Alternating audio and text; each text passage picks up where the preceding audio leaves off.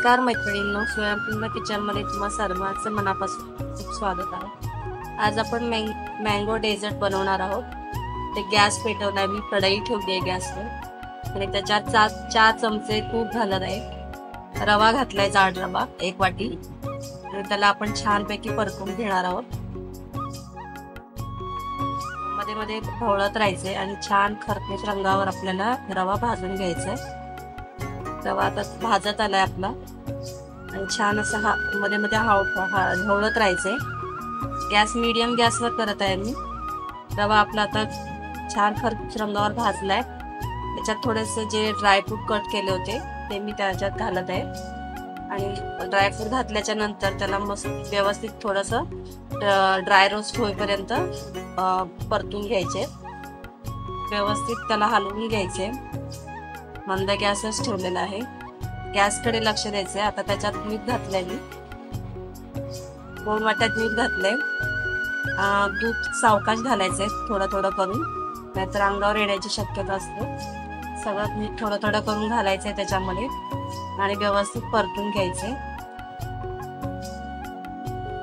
व्यवस्थित छान परतल्याच्या नंतर आपण त्याच्यावर साखर घालणार आहोत।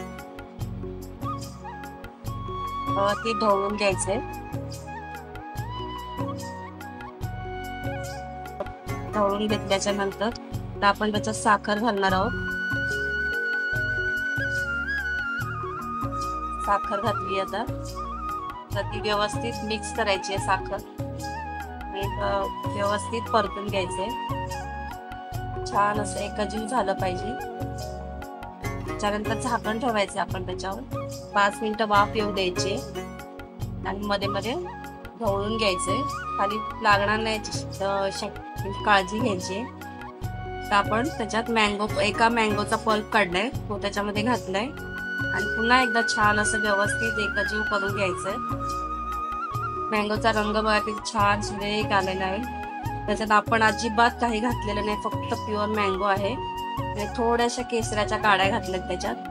केसराच्या काड्या ऑप्शनल आहेत, घातल्यात म्हणजे घालायची इच्छा असेल तर घालू शकतात, नाही घातल्या तरी चालेल। आणि व्यवस्थित छान परत एकदा शिरा आपण व्यवस्थित ढवळून घ्यायचंय। त्याच्यात आपण वेलची पावडर घालणार आहोत। 2 चमचे वेलची पावडर घातली, छोटे चमचे, आणि व्यवस्थित पुन्हा एकदा परतून द्यायचंय। एकजीव करायचं सगळं, वेलची पावडर सगळ्याला लागली पाहिजे। आणि परत 1-2 मिनिटांसाठी आपण वाफ काढून घेणार आहोत आणि आपला छान असा मँगोचा शिरा मस्त लुसलुशीत असा तयार झालेला आहे। रेसिपी तुम्हाला आवडली असेल तर मैत्रिणींनो, लाईक, शेअर, सबस्क्राईब नक्की करा। आणि थोडंसं 1 चमचा त्याच्यात आता परत एकदा आपण तूप घातलेलं आहे, छान असा मस्त असा फ्लेवर येण्यासाठी। आणि आपला मँगो शिरा म्हणा किंवा डेझर्ट म्हणा, छान असं तयार झालेला आहे। त्याला असं मस्त आपण आंब्याचे स्लाइस करून असं मस्त गार्निशिंग केलेलं आहे आणि मस्त असं तुम्ही एन्जॉय करा। आवडलं असेल तर लाईक, शेअर, सबस्क्राईब नक्की करा। बाय।